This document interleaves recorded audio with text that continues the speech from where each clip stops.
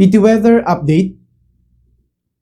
Naudi nga nasa ripatpatan ti Tropical Depression Kaloy iti limagasot 70 km dayat ti Surigao City, Surigao del Norte, wenno ti limagasot 30 km dayat ti Giwan, Eastern Samar.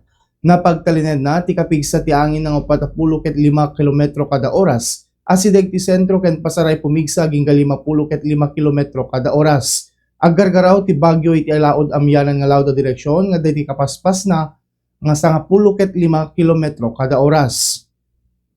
Ti temperatura kadagiti na duma-duma nga lugar ti Pagilian iti Vigan 28 degrees Celsius, Tilawag 27 degrees Celsius, ken ti Baguio 21 degrees Celsius.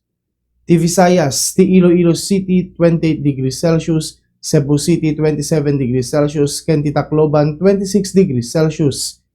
Ti Mindanao iti Zamboanga City 27 degrees Celsius, ti Cagayan de Oro ken Davao City agpada nga 26 degrees Celsius.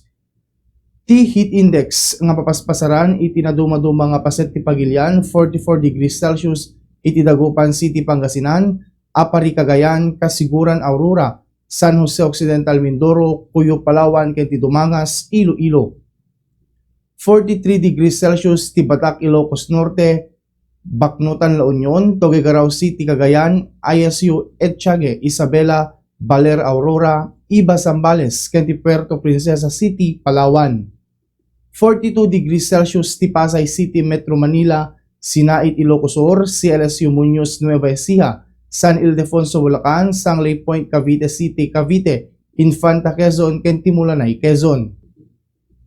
Simingising ti init alas 5:30 ti bigat ket lumnek inton alas 6:15 iti malem. Daytan iti weather update para iti Bombo News and Views, siak ni Bombo Reynan Fontahon, and this is Bombo Radio Philippines, the #1 and most trusted source of news and information, basta radyo. Bombo!